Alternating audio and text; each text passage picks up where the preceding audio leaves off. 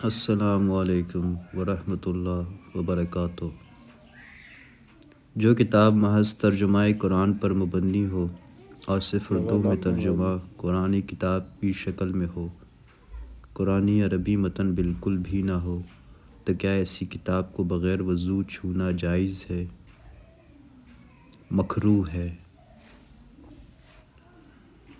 امام صاحب رکوع میں تھے، ایک فرد مسجد میں آیا اور تکبیر تحریمہ کہتے ہی فوراً رکوع میں چلا گیا۔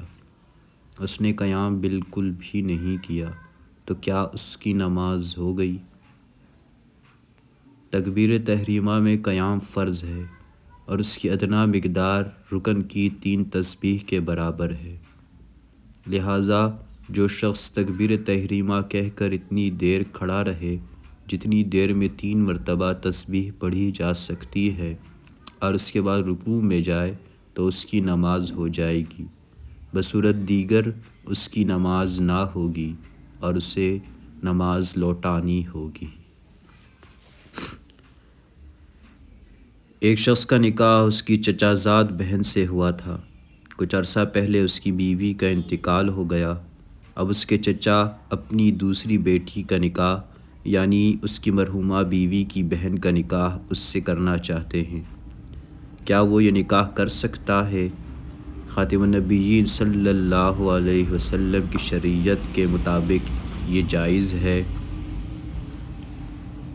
2 حقیقی بہنوں کا بیک وقت ایک شخص سے نکاح تو جائز نہیں ہے، لیکن اگر ایک بہن انتقال کر جائے یا اسے طلاق دے دی جائے تو جب تک وہ عدت میں ہو اس وقت تک تو نکاح نہیں کیا جا سکتا۔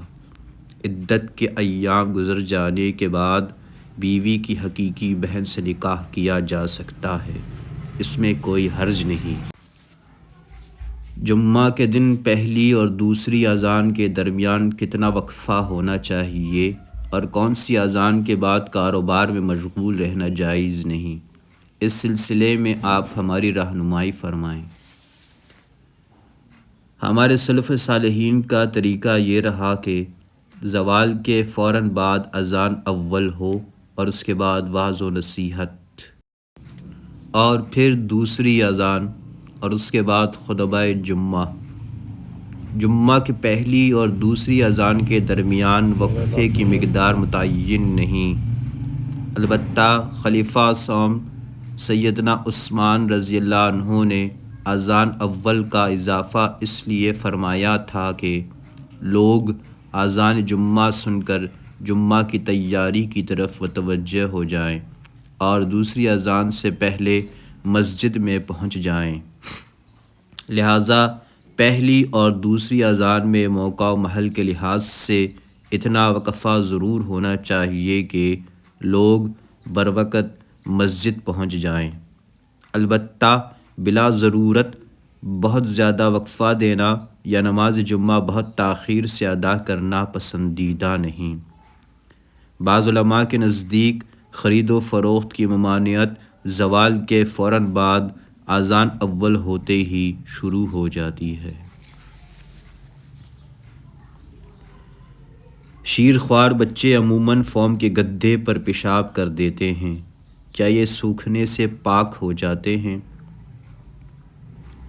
شیر خوار بچے کے پیشاب سے بھی یہ چیزیں ناپاک ہو جاتی ہیں اور سوکھنے سے یا رنگ اور بو زائل ہونے سے پاک نہیں ہوتی۔